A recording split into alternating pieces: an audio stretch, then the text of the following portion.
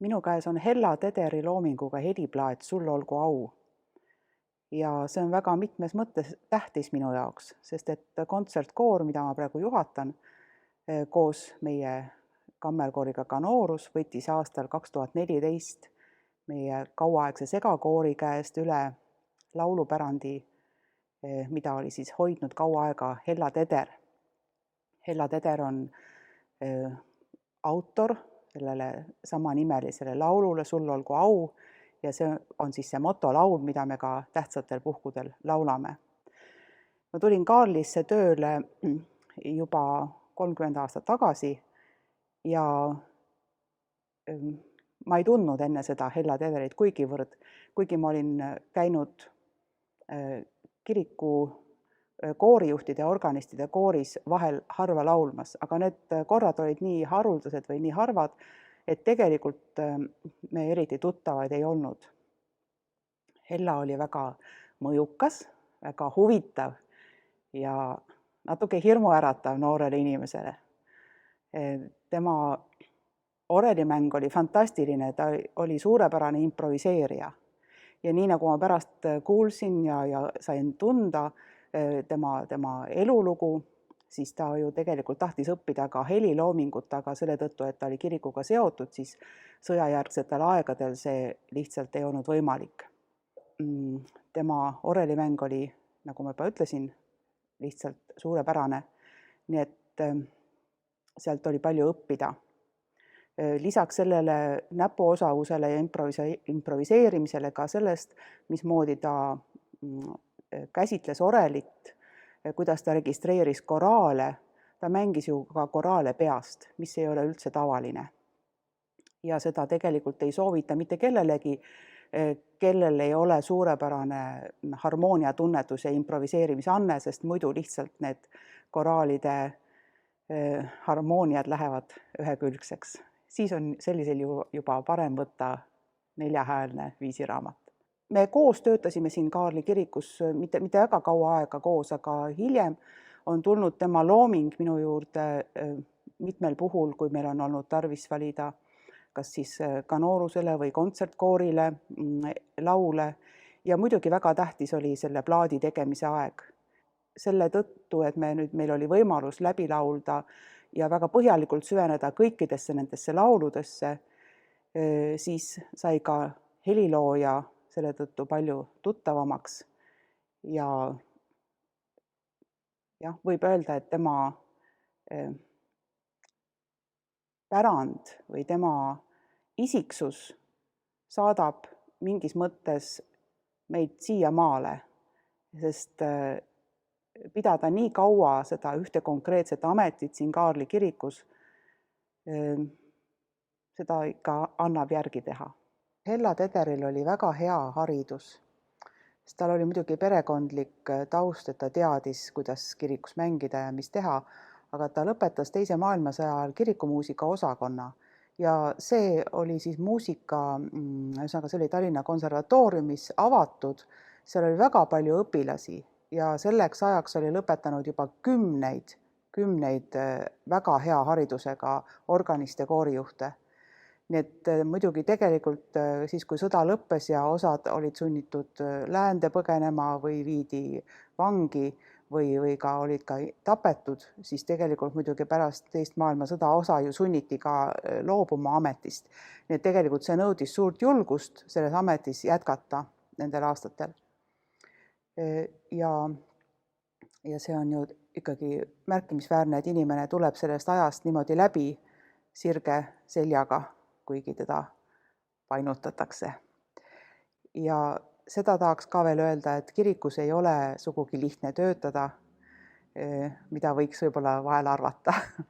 Nii et olles ise olnud kaua aega kirikuteenistuses, kunagi ka Pühavaimu kirikus mõnda aega, lühikest aega ja siin pikemalt, siis ma kujutan seda endale ette, mida Hella võis ka siin läbi elada, sest ikka tuleb ette nagu ka töövaidlusi ja võib-olla ka eriarvamusi.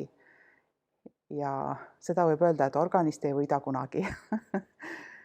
Aga kas seda muidugi ongi vaja alati, et keegi võidaks, aga juba see räägib tema oskusest inimestega koos töötada, et ta nii kaua siin ametis oli. Ta oli suurepärane eeskuju. Mina olen Hella Tederi tütar. Ja mul on vend ka, et meid oli 2 last. Ema sündis 21. aastal 1921, kus peres oli juba 3 last, 4. last. Ja hiljem sündis veel üks 5 aasta pärast, üks õde, nii et neid oli 4 õde ja üks vend. Oli väga musikaalne perekond, nendel oli oma koduansambel. Isa oli köster Jõuru kirikus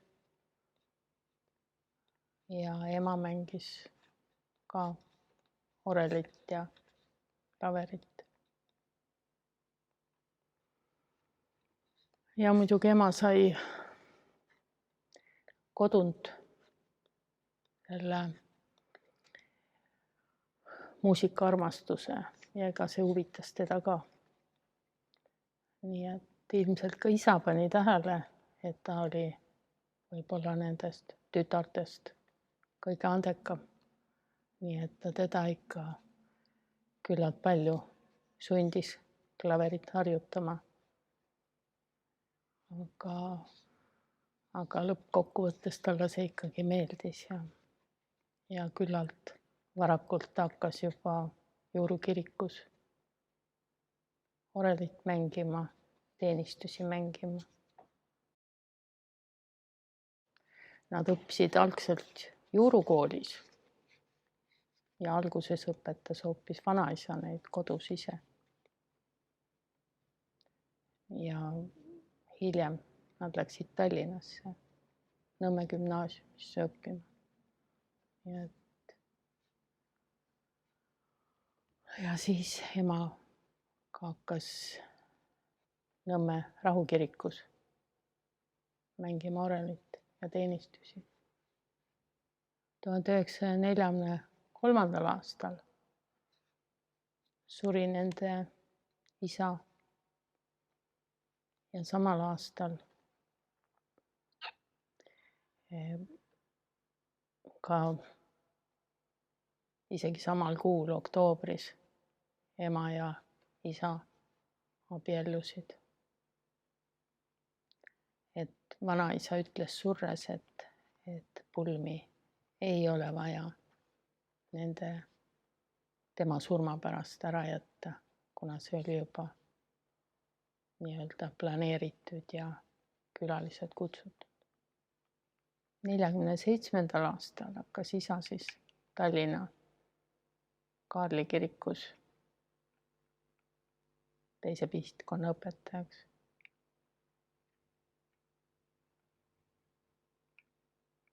Ja 49. aasta mais tulid siis nad terve perega Tallinnasse elama. Vanalinnas oli meil korter seal. See oli küllalt raske aeg siin kirikus töötada ja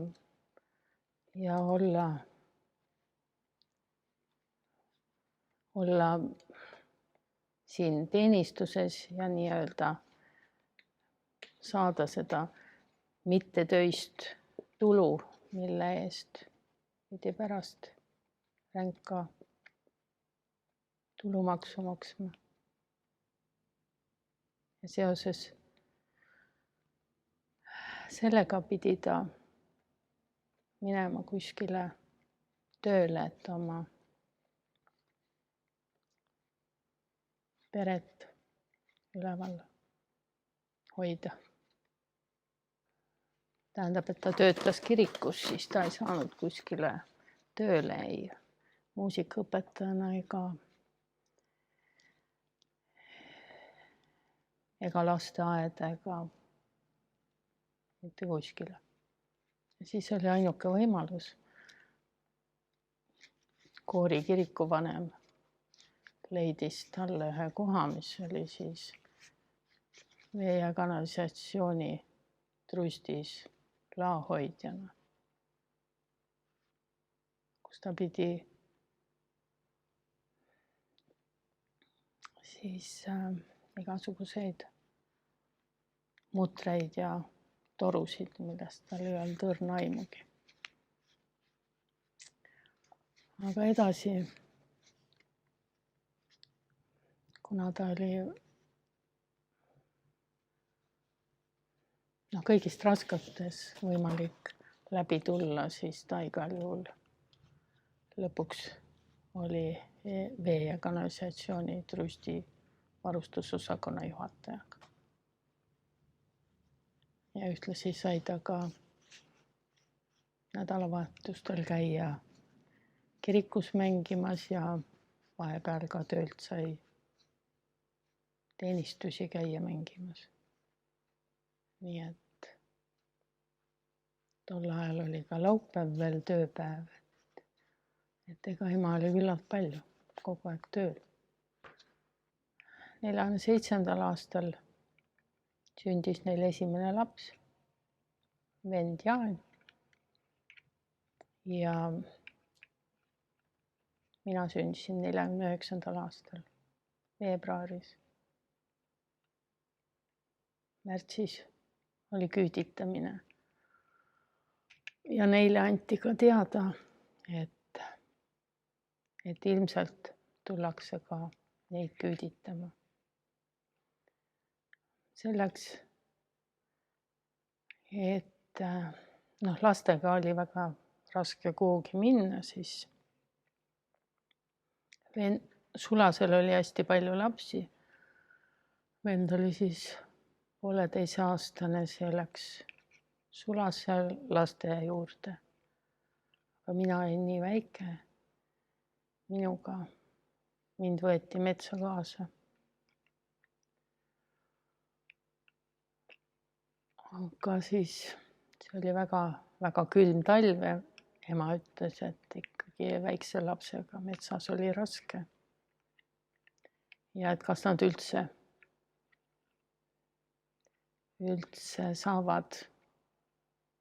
saavad jääda, et siis isa otsustas mu ära ristida.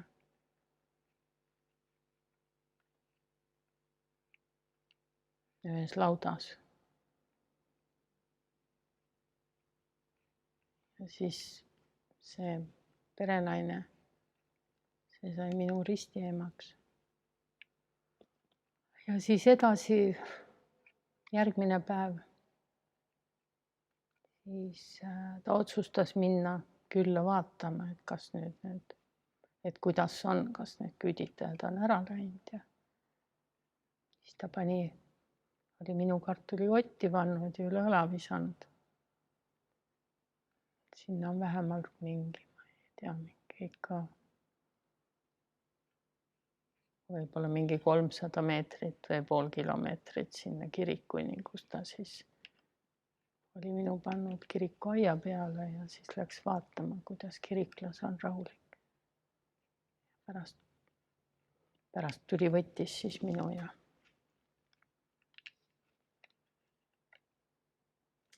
viis koju, kuna vanaema, isaema oli kodus.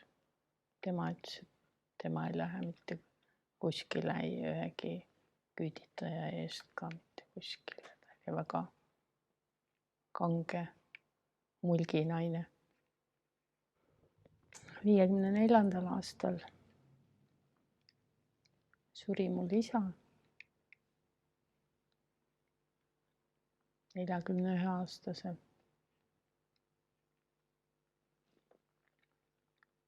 Ja ema jäi üksinda.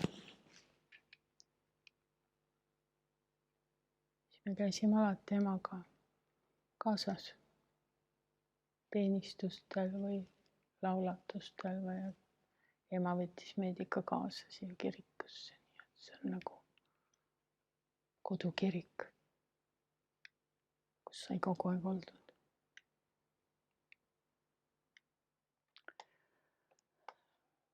Mina tundsin juba Hella Tederit 2. klassist või oli see 3. Siis, kui tema tütar Rutt tuli meie klassi, me õppisime Kevade tänava väikses puukoolis ja olime ühes klassis ja mäletan, kui ükskord ema tuli sinna kooli millegipärast ja mul on silme ees siiamaani tema koju. Aga vahepeal me ei kohtunud. Ma teadsin, et on üks niisugune tubli ja hea organist siin Kaarli kirikus, aeg-ajalt astusin siia ka sisse, ka väikse tüdrukuna ma elasin siin ligidal ja kuulasin siis orelimängu ja ükskord olin ka ühel laulatusel juhuslikult. Aga otseselt puutusime kokku lähemalt alates 1985. aasta hilissügisest. Mind oli kutsutud 1984. aasta kevadest Kaarlisse siia abiks, organistiks ja tol ajal momendil Hella Tederit ei olnud siin tööl.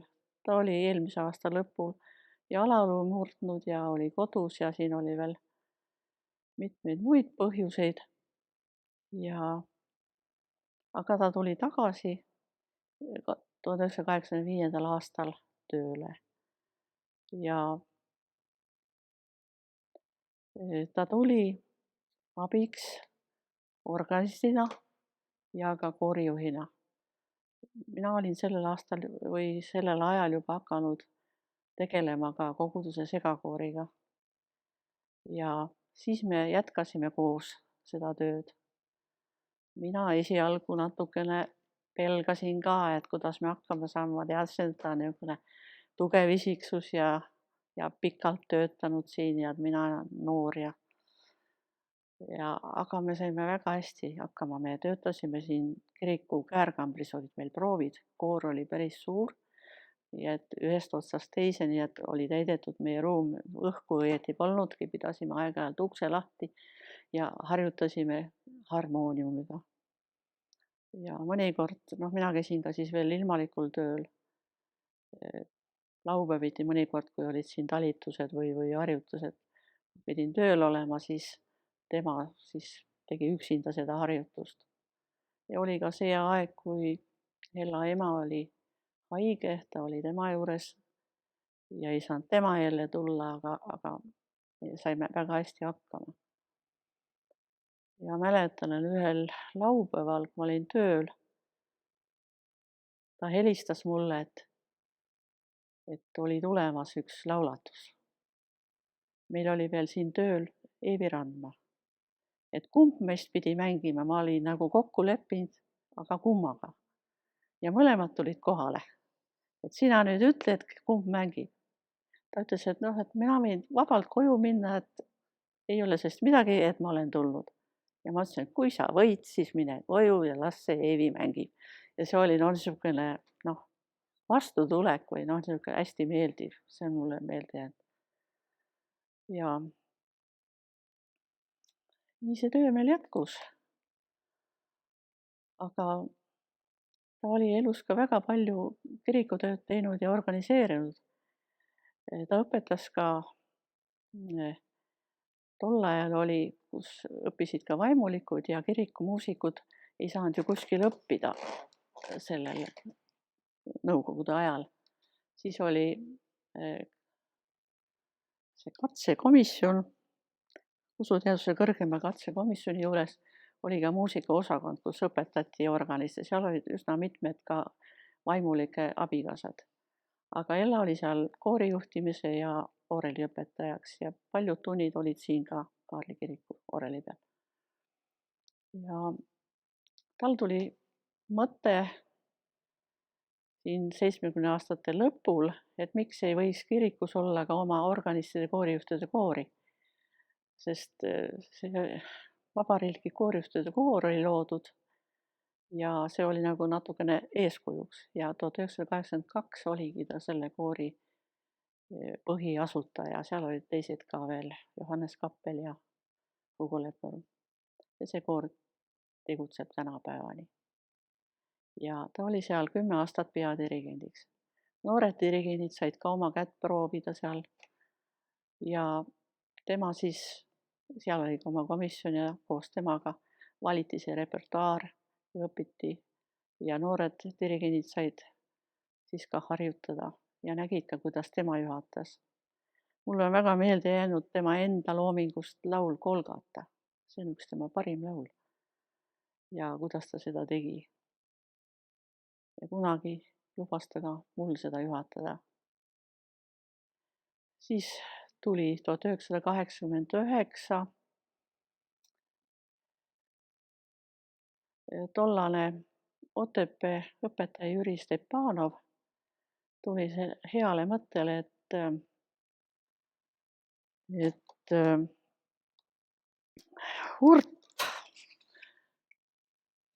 Hurda sünnist möödus 150 aastat 89. aastal.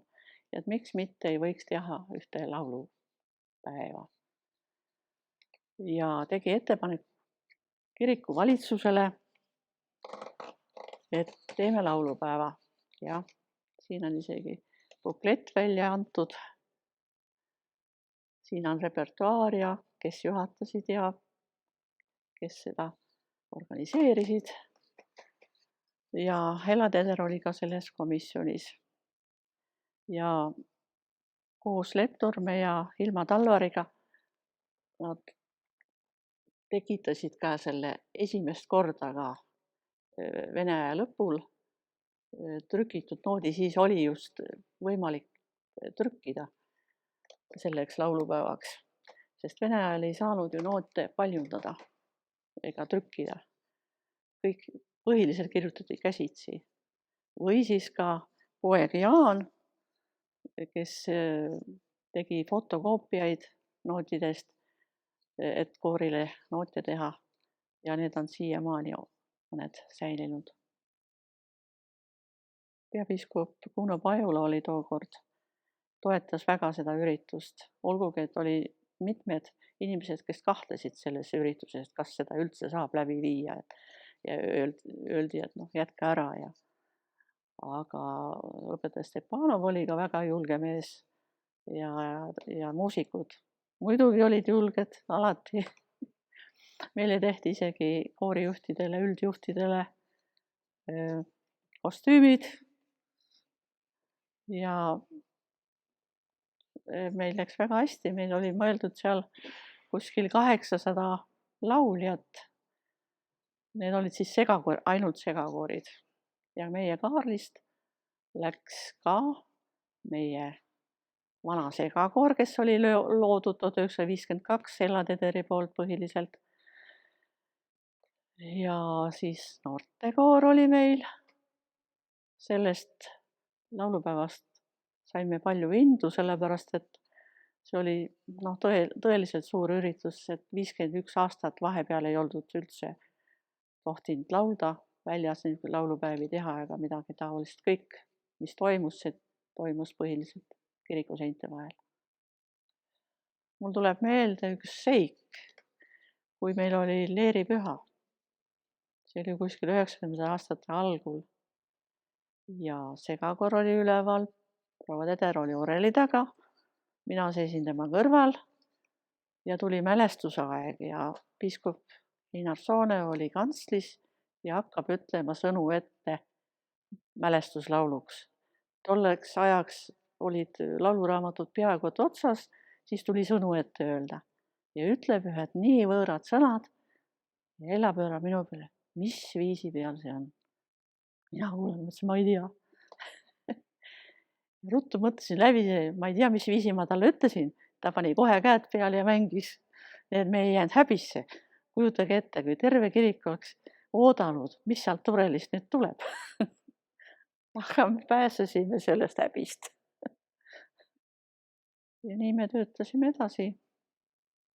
Jätkuvalt, kui Hella Teder jäi pensionile ametlikult 91. aastal, siis kui meil oli vaja asendust Piretiga, siis ta tuli alati hea meelega. Ja koostöö ja kõik. Ja temaga sai ka väga palju räägitud ka vanast ajast, ühesõnaga tema õpingute ajast ja kodust ja sellest tööprotsessist, mis siin Kaaris oli. Et need on kõik nagu positiivselt meelde jäänud, olgugi, et ajad ei olnud kerged. On aasta 1956. Olen oma armsas kodukirikus, kus mind on ristitud leeris. Rahvas on vabanenud ühest despoodist 3 aastat tagasi ja tormab kirikusse. Leeri grupid on tohutult suured. Meie grupis oli 300 noort inimest ja neid oli 3 selle aasta jooksul. Nii et 3 korda 300. See oli üks buum, kus Eesti rahvas oli vabanenud nagu mingisugusest painest ja julges tulla taas kirikusse. Ja teist buumi me mäletame vabariigi taastamise ajal. Siis oli samasugune nagu niisugune koondumine kiriku ümber. Ja siis sellel perioodil ma siis sain tuttavaks Hella Tederiga, kuna ma olin viisipidaja ja keegi märkas seda koguduses, kui ma laulsin koraale ja ütles, et ma võiksin tulla kirikukoori laulma. Ja siis ma tulin. Ja kohtusin selle erakordse inimesega, karismaatilise inimesega, väga musikaalse inimesega, väga intelligentse inimesega, väga sihikindla inimesega ja väga põhimõttekindla inimesega. Ta on minu elus olnud üks haruldasemaid ja andekamaid inimesi, kellega ma olen saanud koos muusikat teha. Siin oli juba varem juttu Hella Tederi haruldasest improviseerimise oskusest. See oli tõesti erakordne. Ma mäletan, kui ma veel allkirikus istusin kirikulisena, mulle pööraselt meeldis see, kuidas ühe või teise liturgilise osa vahel orel hakkas looma erilist meeleolu. Siis, mis mind hiljem rabas, oli muidugi tema erakordne muusikaline kuulmine. See oli absoluutne kuulmine. Seda on väga vähestele inimestele antud. Siis tema mälu, millest oli ka juttu, et ta tõepoolest võis need käibel olevad koraalid rahulikult mängida ilma koraaliraamatuta. Ja muusikaline mitmekülgsus, organist, koorijuht, pedagoog, helilooja. Need olid kõik ühes isiksus koos. Ja kõike seda kroonis niisugune hea ja kõrge kvaliteediga muusikaline maitse. Hella Teder ei teinud kunagi midagi odavat, midagi sentimentaalset, vaid need olid rüütatud mingi erilise pühaliku austusega selle vaimsuse vastu, mida ta kandis. Nii et see oli tema üks külg ja teine külg, mis oli harukordne ja mida väga harva kohtab inimeste juures, oli tema võime suhelda inimestega. Ükski koor ei püsi koos, kui koorijuht kuidagi moodi ei suuda seda üksust ühendada. Ta oli suurepärane suhtleja, suhete looja, vahetevahel isegi karm ja samal ajal haruldase huumorimeelega ja elurõõmuga. Nii et temas oli koos niisugune suurepärane, ma ütleksin ka suhtekorraldaja omadused, mida ta eneses kandis. Nii et veel ühe joone, mida ma tooksin välja veel, siin oli juttu Hella Tederi haridusest ja hariduskäigust. Tema tõi Nõukogude olustikku kaasa eelmise Eesti Vabariigi vaimsuse, tõi kaasa ka muusikalised traditsioonid ja oli nagu selles mõttes hoidis ülal ütleme, religioosset rahvuslikku vaimsust. Ja see, et ta suutis selle raske aja vastu pidada kiriku nii-öelda teenistujana, teenijana, töötajana, see oli suurepärane, sellepärast et me teame kõik, kui palju see Nõukogude kord takistas teadlikult, vaenas ja takistas inimeste loomulikku elu ja arengut. Nii et ma olen väga tänulik, et ma olen saanud siin Kaarli kirikus kaua aega laulda, kooris, vahest üksinda. Tegelikult ma laulsin ka juba lastekooris, see oli okupatsiooni aeg, 42-43, siis oli proua Arro siin, kes tegi lastega tööd. Nii et selle kirikuga seovad need inimesed, seob muusika ja suur tänutunne nende ühiste koos oldud ja muusitseeritud aastate eest.